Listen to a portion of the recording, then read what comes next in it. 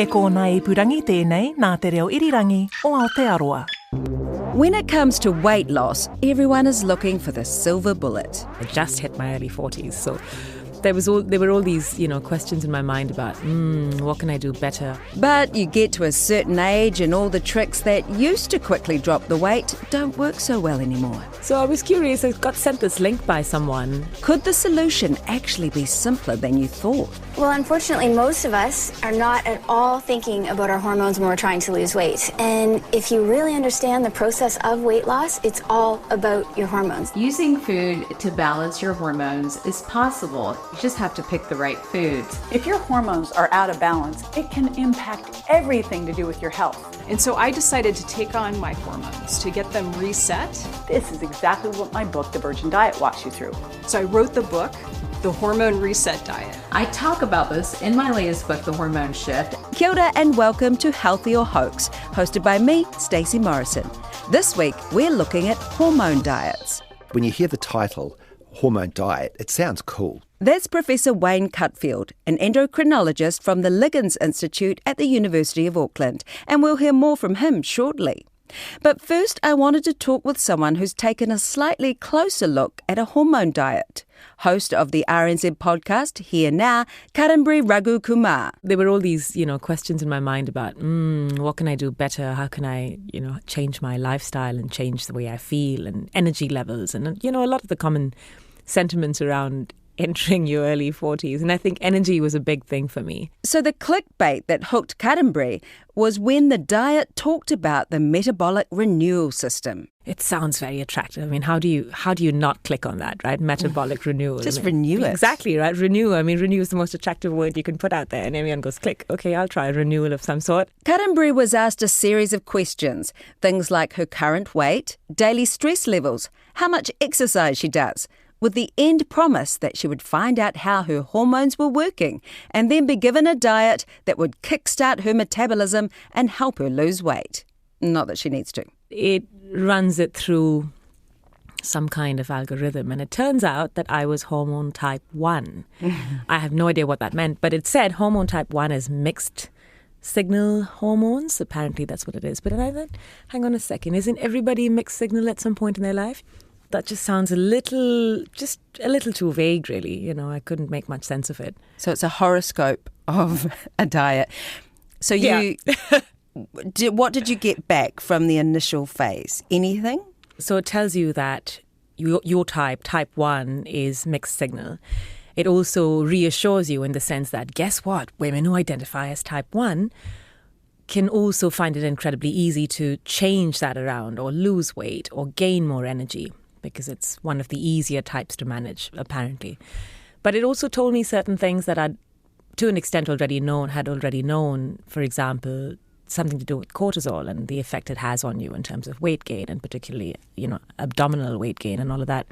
And I found that quite just really generic. It doesn't really take a test to know that about anybody's life, really. The more stressed you are, the likelier you are to gain weight. So how did Karanbri go with the hormone diet? I didn't go. That's it. I didn't go. I tried going. I didn't go. I stopped before I could even get to the stage where I was going to, subscribe to the whole, there's a week-long program or a couple of week-long program, and then you get all these details sent to you by the website or by the so-called doctor who runs the program. So I didn't get anywhere close to getting on the diet, but I did do the initial part of it, which was answer these series of questions about lifestyle and the things that affect me and the reasons why I was looking to seek some kind of change. But I didn't really get very far.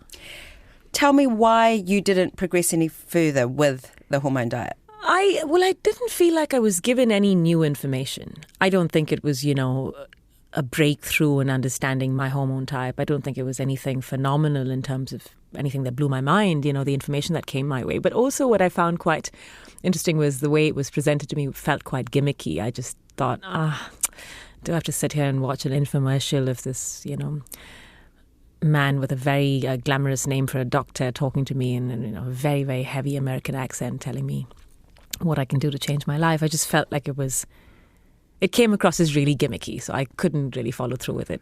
Had there been more specific information, something more customized to my life and my type. I might have been convinced a little more, I think, yeah. Do you think there's an element of targeting women, as you say, 40 and over, just? Oh, of course. I think sexism so. around it? Oh, definitely. I mean, we're always, prime targets for these sort of things. And also putting weight at the front of everything, right? Weight gain being this great evil that you must overcome at this age. And there is some truth to that, of course, in long-term health, when it comes to long-term health. But using that as a marketing kind of inroad into getting more clients for diets or whatever it is, of course, I think it's a fairly commonly used tactic, isn't it? So, the gimmicky nature of this particular online hormone diet put Cuttenbury off trying it. But could it work? To find out, let's go back to Professor Cutfield. Okay, so if we think about how we start, if we start at an ideal body size, if we get our balance between energy in and energy out, that's food in and activity out, they need to be about in balance. If we get that wrong and we pile on weight, then there are a bunch of changes that occur. We make insulin to help us regulate our blood sugar and our fat and our protein levels. And as you get bigger, it doesn't work very well. So you have to make a lot of it, and that's called insulin resistance. For women, if they put on large amounts of weight, it can cause their whole menstrual cycle to become completely disrupted. That whole axis from puberty hormones and the pituitary down to the ovaries can be quite disrupted, and it can lead to very irregular periods and a condition called polycystic ovarian syndrome. And if you can lose weight, then often you can get significant correction there. So those are some of the things. There are other things that happen. There are other hormones that relate to appetite and satiety, a feeling of fullness, but one of the key ones, in fact, is insulin. So logically, if you balance your hormones, does that make losing weight easier? No. And I think Stacey, the concept, when you hear the title, Hormone Diet, it sounds cool because, nobody's ever heard of something like a hormone diet before. And it's slightly illusionary because when you hear it, when I first heard it, I thought, oh, does that mean you're taking hormones? Or does it mean that there's some cataclysmic shift in your hormones that you are engineering? And the answer, in fact, is no. The focus, the components of the diet are sensible lifestyle choices, which is step 1, eat more leafy green vegetables, fruit. Step 2, reduce your red meat intake, your refined carbohydrate intake, sugar intake. Step 3, increase your activity levels. I mean, they're all lifestyle changes that we should all espouse to. Unfortunately, humans are hedonists, and we don't like to exercise, and we like to eat the things that are bad for us because they taste sweet or salty. So many of the components are reasonable. Having said that, from that program alone, you won't lose weight unless you eat less as well, because it's that fundamental axis, the seesaw between how much you eat and how much energy you lose through activity. It's a balance. Is it even correct to say that people have a hormone type? No, not really. No. I think there are some people, if we think across middle-aged New Zealanders, a big portion of them have what we call metabolic syndrome. And metabolic syndrome is slightly higher blood pressure, slightly higher blood sugar, slightly higher blood fat levels, and a bit more tummy fat. So that's associated with high insulin levels. And if you were to diet, then that will improve. But to say, well, you've got a particular hormone profile across a whole bunch of hormones, and we have a solution to fix that, is slightly illusionary. Is it realistic for an online quiz to be able to tell you what's happening with your hormones? No. No. And my suspicion is, having not done the online quiz, is it'll ask you lots of sort of personalised questions about when you eat, the quality of what you eat, if you exercise, what exercise you do, when you sleep. And it might make some assumptions. Like, for example, if you only sleep a few hours a night, your stress hormone levels might be a bit more elevated. And if you sleep better, that could improve. But I really think for them to guess and say you've got this particular hormone profile, or differently, if you said, okay, we will do a blood test on you, we won't ask you the questions, we'll just measure everything and then tell you what diet will fix it all. Well, that's not the case either, because the diet that will work if you have a weight-related problem is eat less food. I think what most people are after with things like this diet is they want a quick fix. Is there a quick fix that doesn't require too much work? And is there? No. There's no fix where you can live badly and lose weight.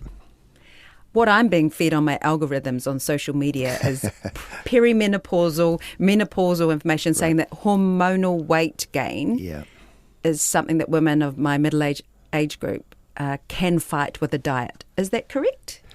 Yes, if you look at the natural progress through middle age, we tend to have an increase in abdominal fat for men and women. And of course, perimenopausally, that effect can be slightly exaggerated with the loss in estrogen. Same applies to males though, and for both, it's eating healthy and watching your weight. If you just think about, I said there's this delicate balance between how much you eat, the energy going in, and exercise, how much is going out. There's a little bit of slop around that, but if you get that out by sandwich a day and look at it over time, then you realise you've had quite a big net gain. So it just creeps. We've just got used to having that extra biscuit. Yep. And over time, our bodies want us to pay for it. Yep, it adds up. So in summary, does the hormone diet work? Is it healthy or a hoax? I think the hormone diet is misleading. I think the components of it, which are a healthy lifestyle, are positive. But unless you add into it reducing what you eat, it's not really going to make much difference. Despite giving up on the online hormone reset diet, Karimbre wasn't prepared to call it a hoax. I would find it hard to think of it in such a black and white way. I think the way it's sold to you might be a bit of a hoax, but there's definitely truth in that you can change the way your body operates and balance your hormones out based on what you consume and how you live your life. There's no doubt about that. But in terms of, following diets or customizing something off an online survey, watching videos that tell you to subscribe to, type 1, type 2 hormone types or whatever it is I don't know. I'd take that with a very large pinch of salt. Oh, you won't take it at all, actually. No, thank you. Case in point, I didn't. Professor Cutfield says this idea of a hormone diet just makes the weight loss story more complicated than it needs to be. It's easy to get tangled up in the detail and the complications of what hormones are changing. Attack the root issue, which is lose some weight. And if that's the focus, all good will follow. So that's healthy, but saying an online quiz, eat for your hormones, it's a bit of a hoax. It's a bit of a hoax, yeah. Thanks so much for listening to this episode of Healthy or Hoax, hosted by me, Stacey Morrison. A big thank you to our guests for sharing their time and expertise with us. This episode was produced by Liz Garton and Jeremy Ansell was the audio engineer. Tim Watkin is executive producer of RNZ Podcasts. Healthy or Hoax is available on Apple Podcasts, Spotify and iTunes or wherever you find your podcasts. Hit that follow button so you don't miss an episode. Mauri ora kia koutou, wishing you the best of health.